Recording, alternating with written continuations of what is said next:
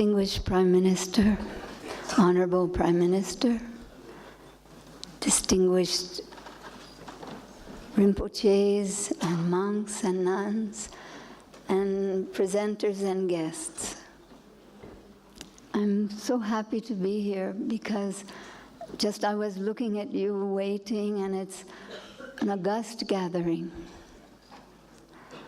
of evolved minds. And so what I would like to talk to you about today, I think, is something very important for all of us. As Khyentse Geshe last night so eloquently told us, the gateway on the path to enlightenment is bodhicitta. Our desire for illumination, not for ourselves, but to be better vehicles, instruments for the elevation and evolution of all beings. But today we look around us and we see massive suffering. The epidemics of Alzheimer's, cancer, diabetes, depression, as if the tide of human suffering, not even enormous investments in healthcare all over the world. It seems that nothing is able to stem this tide of human physical and mental suffering in spite of all of our technological progress. So what I'd like to talk to you about today is something that's spreading in the Western world, the science of mind-body medicine. Yesterday we heard about Dr. Herbert Benson, who traveled to the East to study the Tummo monks and the Tummo practices of the monks, and used the techniques that he learned to 50 years ago talk about the relaxation response. As Herbert Benson said, studies show that 90% of all medical consultations are related to stress. We can greatly improve the lives of our patients by integrating stress management in our model of medical care. So as the course in Harvard, actually I took this course with him, The Revolutionary Practice of Mind-Body Medicine, explains, I'll explain very briefly because we don't have time, that all of us, as we all know who are practicing meditation, we have many instincts inside us which have to be channeled. And these instincts, when uncontrolled, make us sick. Specifically the fight or flight response, which today is not the tiger with claws and teeth, but our stresses now are psychosocial. And when submitted to stressors, there is a multiple system of multiple feedback mechanisms that affect the endocrine system, causing excess secretion of cortisol, activating the amygdala in the brain, causing the hyperactivity of the sympathetic nervous system, the low tonal, low vagal tone, a state of chronic inflammation in the whole organism, which results in physical and mental disease. So what we're doing in our institute is spreading the same way that the inputs are multifaceted on different systems of our body. We need a multimodal approach to cure ourselves. So what we have used is different tantric techniques in mental health and physical health, along with the largest medical center in South America.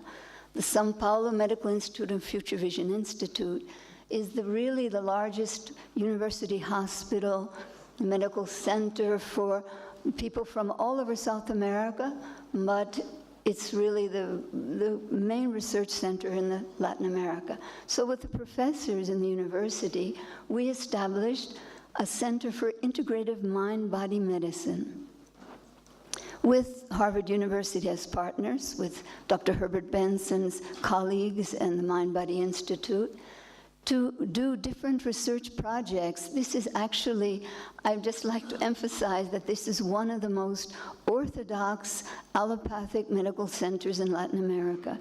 And if we can do it there, we can do it anywhere. So this huge medical complex with cancer and children's hospital and immunological centers and heart centers, we are doing many research projects. The latest one was with not only the patients, but the healthcare workers, as was mentioned before us. The doctors, the nurses in this complex have twice the rate of depression of the people in the city. The healthcare workers, doctors, nurses, orderlies, they themselves are sick, and they need our help. So we did a project with the patients who are also I'm sorry, my Portuguese is coming in the way. They're also workers in the hospital. We did a multiple program with them, teaching many different techniques in 6 2-hour sessions. First of all, we used Tantric techniques, simplified. Obviously, we didn't use very advanced techniques, but my point in my presentation is that we can take these ancient and extremely effective techniques and simplify them for the common good. So we used different techniques of breath control, specifically, as I think many of you all are familiar with Hatha Yoga, the great Tantric master Goraknath, who wrote, "When the breath is unsteady, all is unsteady. When the breath is still, all is still. Inhalation gives strength and a controlled body. Retention gives steadiness and longevity. Exhalation purifies the body, emotions, and spirit." So we gave very simple breath control techniques, emphasizing diaphragmatic breathing, with simple breath retention techniques of kumbhaka, which have been proven to decrease inflammation, lower the sympathetic nervous system, increase the parasympathetic nervous system, and increase vagal tone. The vagal nerve has become an important subject of research today because it has been found that people with low vagal tone are much more susceptible to all kinds of disease, including mental illness. And they're now implanting pacemakers in the human body to increase vagal tone. We can do it by breathing. So as one of the patients said, diaphragmatic breathing helped me to face the challenges in my life during this period. I was less anxious, exactly when I most needed to be self-controlled. Also, we taught very simple asana techniques, not very complex postures, but simple techniques, and emphasizing shavasana, emphasizing deep relaxation, what Herbert Benson calls the relaxation response, which is exactly the opposite of the fight-or-flight response, which increases the parasympathetic nervous system, decreases inflammation, decreases the sympathetic nervous system, and lowers the excess secretion of the hormone cortisol, which is responsible for many diseases. During the practices, the deep breathing and relaxation connected me with myself. But most importantly was meditation and visualization. And I'd just like to, I think many of you here are familiar with psychology, know that there have been several schools of psychology along the ages. Started with Freud, and then behavioral psychology, and then in the last century, psychologists started realizing, wait a minute, we're focusing on the negativity. Let's return to the human potential. And humanistic psychology emerged. But there was one step forward to be made, which is beyond the personal psychology, a transpersonal psychology.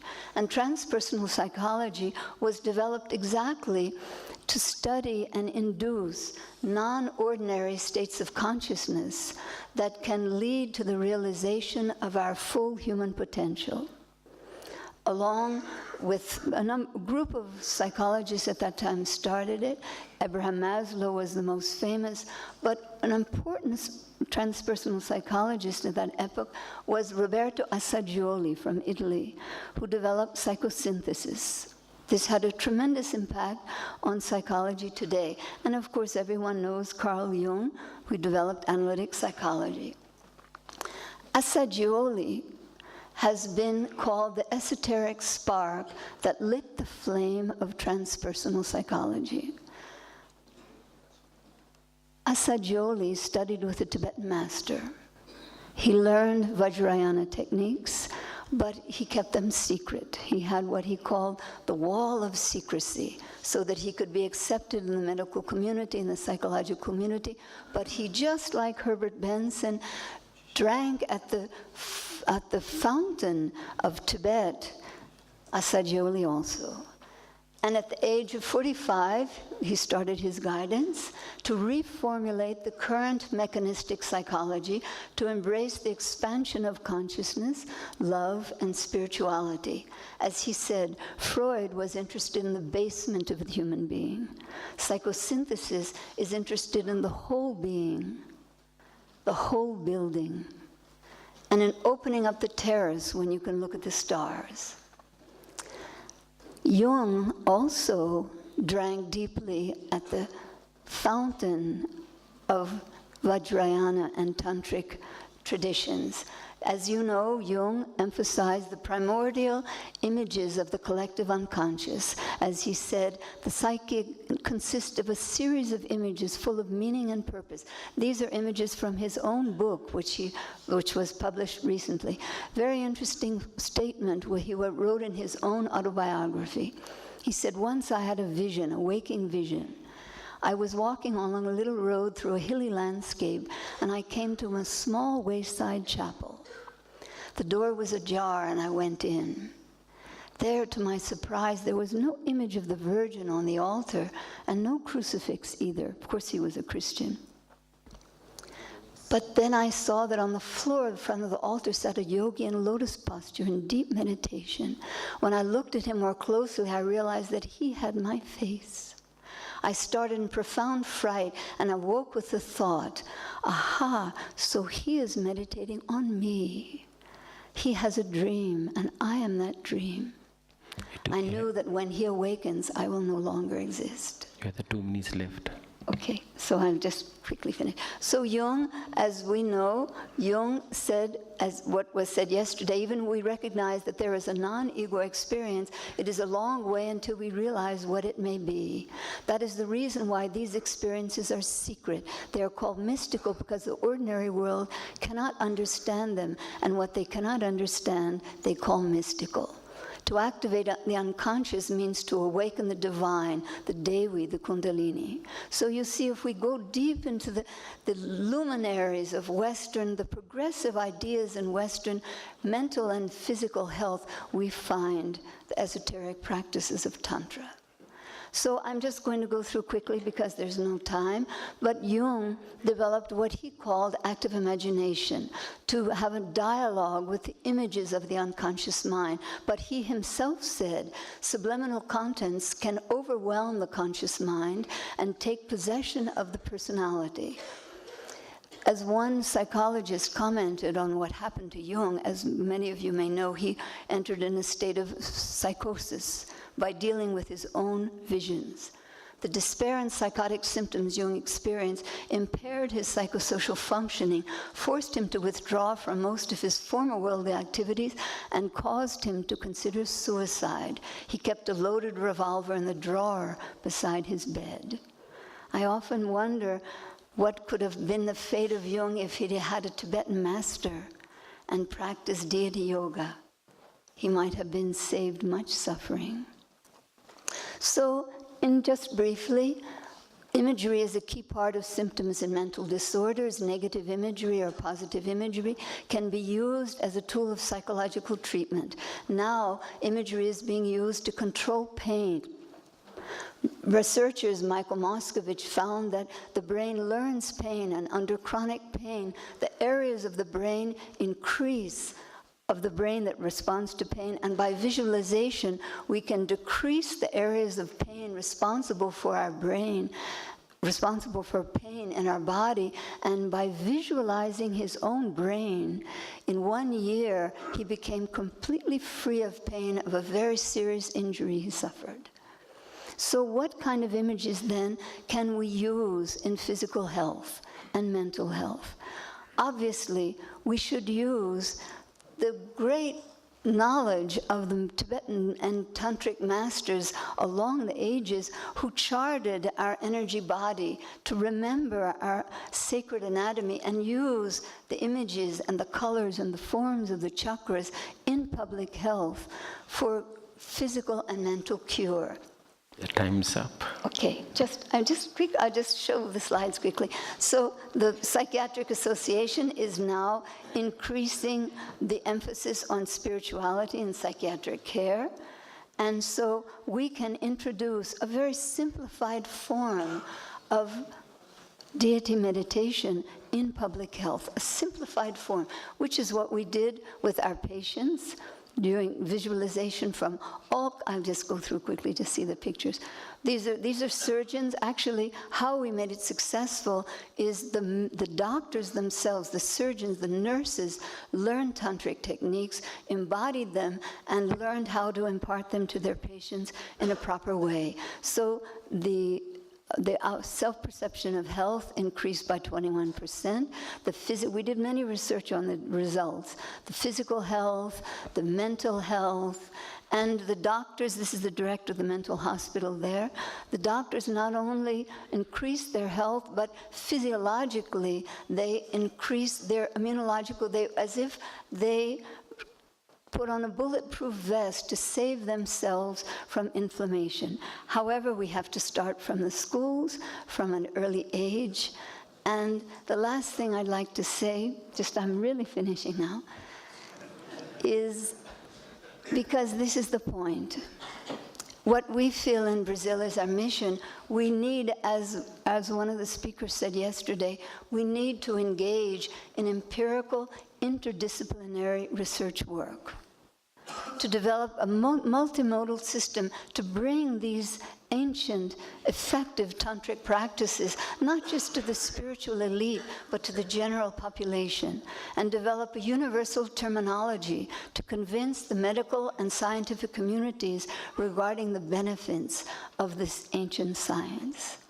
So, as one was written thousands of years ago, if we want success on our path, there are two words: charewati, charewati.